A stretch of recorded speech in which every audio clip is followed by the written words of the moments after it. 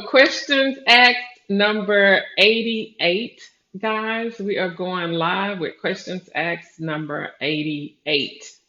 The question at the top of the key tonight: how far is too far? And with that question is, when can I charge extra? Okay.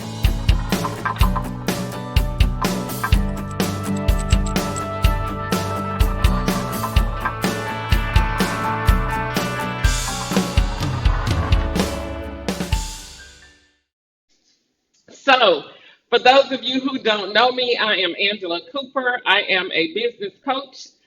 My focus is to help real estate agents increase their income while waiting on buyers and sellers to close. If you are brand new to the Facebook page, go ahead and like the page. If you're watching us from YouTube, guys, go ahead and smash that subscribe button. If you're watching after the fact, hashtag replay. Let us know that you were here.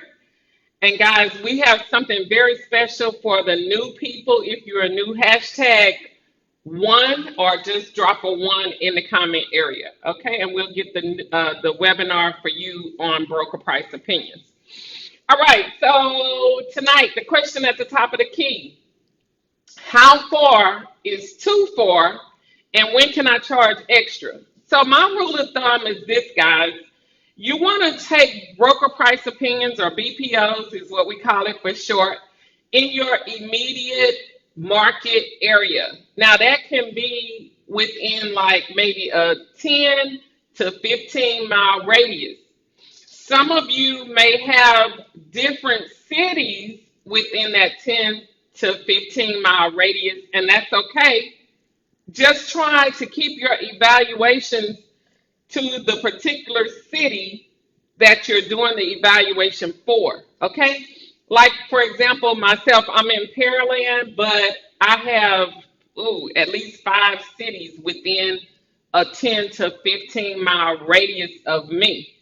So whenever I'm crossing over city lines, I try to not use those comps. I try to stay with comps that are within my city, not necessarily my zip code, but for sure within my city. Now, if you have to go more than, I'm going to say 35 to 40 minutes outside of your base, wherever you're based at, whether you're at your office or at your home office, if you have to drive more than 30 to 40 minutes, I'm gonna say that's too far, especially if you're doing an interior BPO. Okay, if you're doing an exterior BPO, it's okay, but you definitely need to charge extra. Okay, now I normally charge about 20 to $25 extra if I'm driving 1 hour one way. Okay, if I'm doing an interior, okay, it's probably gonna be double whatever they paying me for the interior. So if they paying me $75, I'm gonna double it to 150. Okay, if I gotta go in. All right. So okay. So that's the whole question. And how do you answer the question of boarded up houses in the neighborhood? So guys, before I answer that question, I'm gonna let me. I got you, Ann. Let me just finish doing this one question. How far is too far? So too far is gonna be driving more than 30 minutes out of your base area. Okay, whether it be your office or your home office.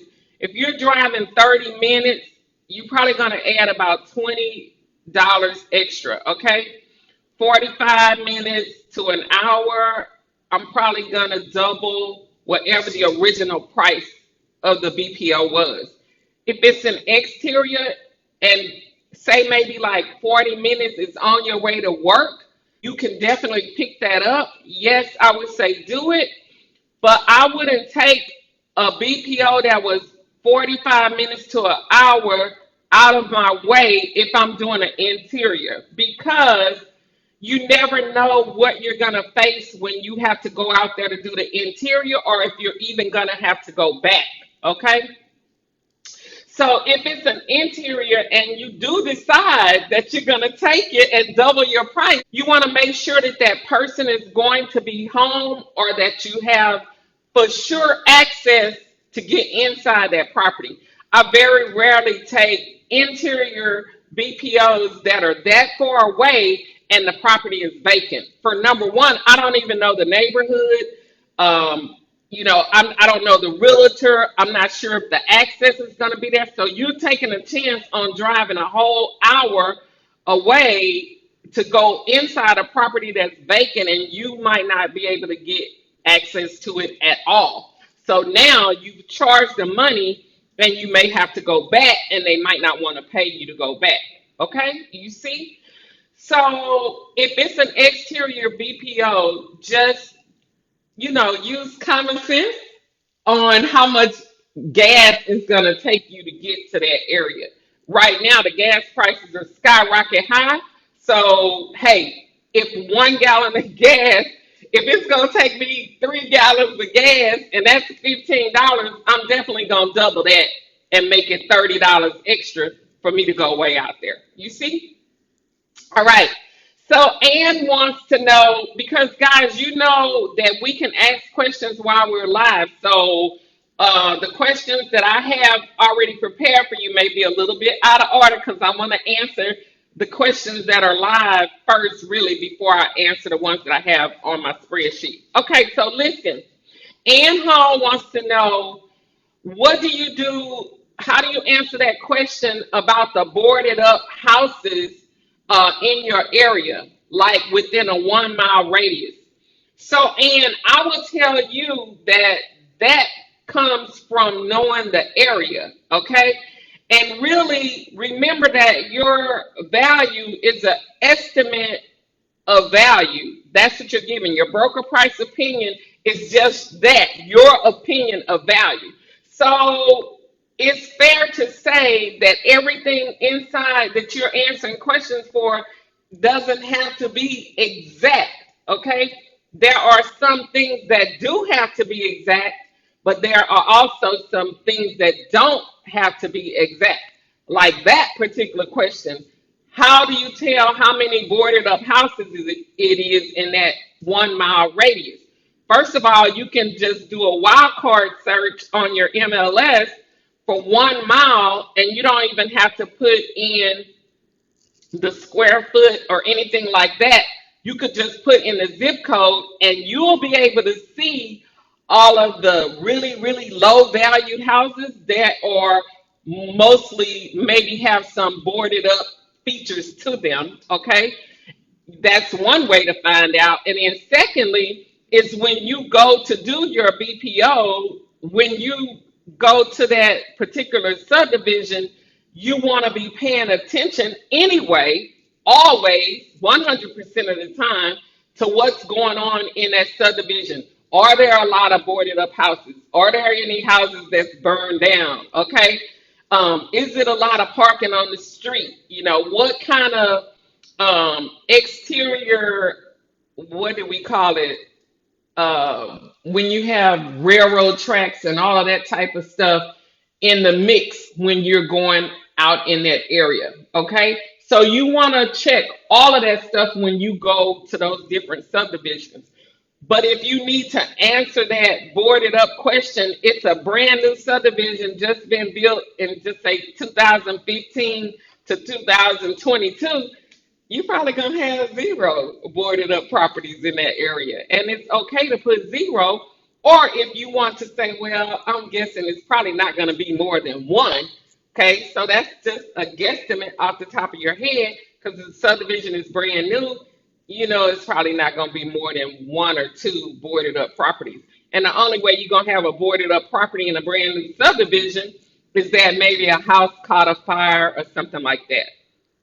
Because that does happen. Like, for example, right here in my neighborhood, maybe a couple weeks ago, I was doing a BPO and it really was a boarded up house in a new neighborhood. Okay. But it was boarded up because there was a fire. So, it comes from knowing your neighborhood.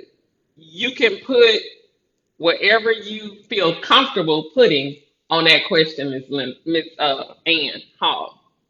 Okay, let's see if we had another question. Look like okay. All right, so that's it. You guys can ask questions live while we are live today. All right, so going on to question number two. I was doing an interior BPO. I counted and took photographs, okay, of 4 bedrooms. However, when I got back home to do the evaluation and I was going through the tax record to get the info on the subject, it only had 3 bedrooms in the tax records. Which one do I use? Do I use the 3 bedrooms in the tax record or do I use the 4 bedrooms that I saw visibly with my own eyes? Okay.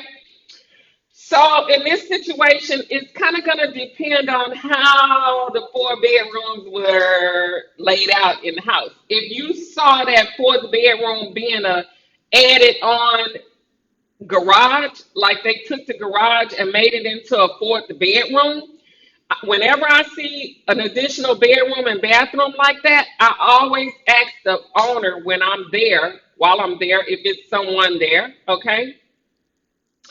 When you added this additional bedroom and bathroom onto your garage, property owner, did you get a permit from the city or did you just add it on? How did that happen? Some of them will tell you, oh yeah, we did have to pull a permit. No, I didn't pull no permits. I just got my son did that, or, my repairman did that. Because sometimes they will tell you that they did not get a permit. I ain't going nowhere. No, I didn't get a permit. Okay. So in that case, if you know that that fourth bedroom is not legal or not a legal structure, I wouldn't count it. I would use whatever is in the tax records. Flat, no questions asked. Okay. But if it's no one there, say it's a vacant house, you did an interior and you saw a fourth bedroom added on like a garage conversion, okay? Then in that case, you use the 3 bedrooms, you do your whole analysis on the 3 bedroom, okay? If you have a 4 bedroom that you could throw in there for your analysis, go ahead and throw a 4 bedroom comp in there. And you can be mindful that you should only be doing your analysis though based on a 3 bedroom because that's what the tax records say. However, in your remarks, the remarks that go to the subject, you're going to put, please note, tax records say 3 bedroom. However, I saw a fourth bedroom with an additional bathroom as a garage conversion. You can say that in your comments, but you can't use it in the analysis of the BPO unless you know for sure that's a legal structure. You see? So, unless your quality control specialist told you, well, we've had several BPOs in the past and we're citing it as a legal structure, it's probably not going to be cited as a legal. They're not going to want you to cite that as a legal structure. Now, if it's a fourth bedroom and it's not a garage conversion, all 4 of the bedrooms were built into the house, look original, like the original build of the house. Then you use the fourth bedroom and you let quality control know that the tax records only show a 3 bedroom. It might even be a listed property. However, the MLS show 4 bedrooms, and I actually saw 4 bedrooms with my own eyes, and it was not an add-on. It was a complete 4 bedroom, original 4 bedroom property. In that case, now you do your BPO based on a 4 bedroom property and not the tax record. You see? So, because really and truly, sometimes the tax records can be wrong if it's most of the time it's when it's a brand new structure. And then sometimes when the appraiser go out there, they have to update the tax records based on what the appraiser gave them because of the fourth bedroom being an original fourth bedroom and not an add-on. You see? So that fourth bedroom just depends on how it flows as far as if it was a conversion or if it was an original fourth bedroom. You see? All right. I hope that answers the question. I know it's in depth, but it is what it is. You have to, know your market, and you have to answer those questions as best you can based on what you see when you do the interior BPO. Okay. All right, so question number three, guys. Before we go to question number three, I'm going to say if you are brand new to the Facebook page, go ahead and like the page.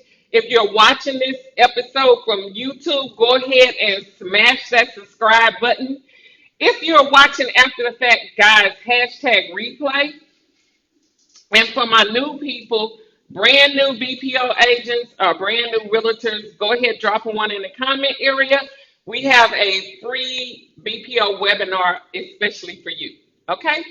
All right. You can also pick the links up inside the show notes, guys, as well. If you're here to try to, get in the Facebook group, make sure that you answer all three questions in the Facebook group because really, I am not trying to research and find out if you really a real estate agent or not. I do need to know that.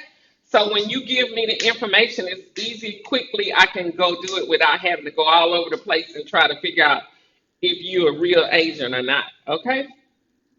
All right. Question number three.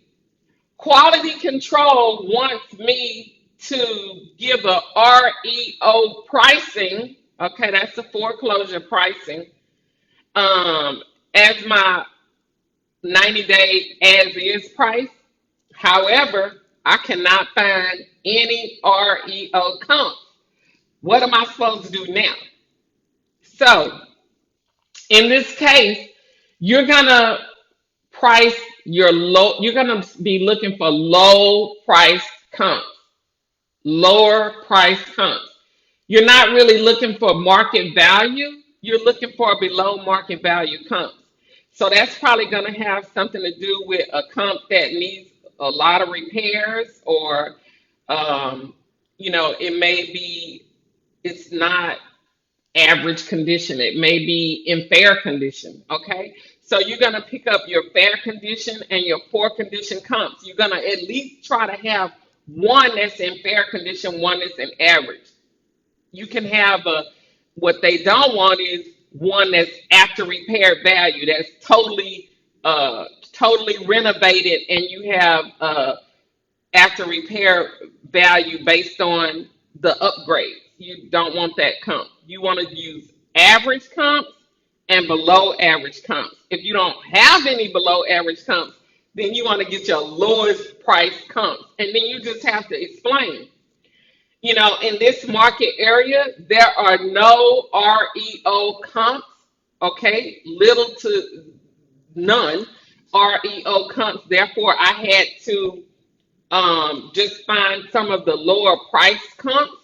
But even these comps are in average or good condition. So if you're trying to do a REO sale, then I would say go lower than my lowest comp. You see?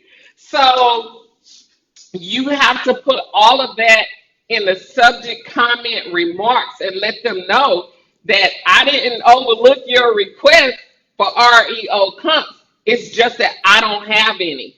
Now make sure that you go out 2 miles if you're in suburban to see if you have any comps that are 2 miles out, because in that case you can go past your 1 mile for your suburban up to 2 miles just to see if you have any comps that are very low priced or below average condition so that you can create a REO, possible REO market value. You see?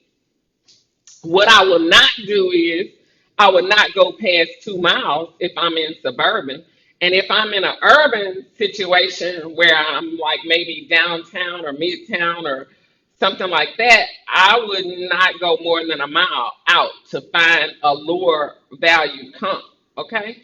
So it depends on what situation you are. Rural, rural, you can go as far as you need to go to find a REO comp. But also make sure that you go back 12 months to see if you find any foreclosures in that area. Okay, you do not have to have six foreclosure comps. Okay, so this person was under the impression that they had to have all REO comps. No, that's not true. You don't ever have to have six of the same priced comps. You can always have a fair, a good, and a above average, a fair, a average, and a good comp in any analysis that you do. But the whole thing is that you want to have at least one list comp and one sold comp that's equal to your subject or as close to your subject as possible. Okay? Dexter Lee said, how do you find out how many total rooms are in the BPO home? And when you say the BPO home, I'm guessing, Mr. Lee, that you're talking about the subject, okay?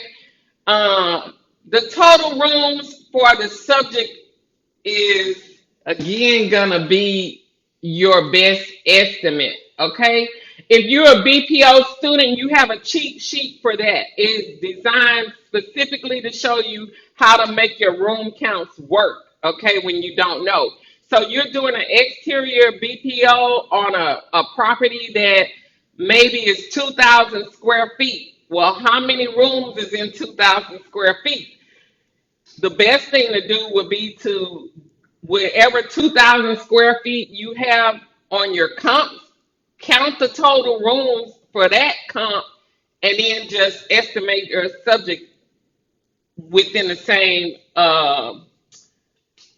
amount of rooms as one of your comps. So, for example, you have a comp that's 2,000 square feet. It has a total of 8 rooms. Your subject is 2,000 square feet. You could give it a total of 8 rooms, but say you have another comp that's 2,300 square feet. So between 2,000 and 2,300, now your 2,300 square feet has 9 rooms or 10 rooms. Your 2,000 square feet has 8. So you can go with the 8 or you could go in between. It doesn't matter.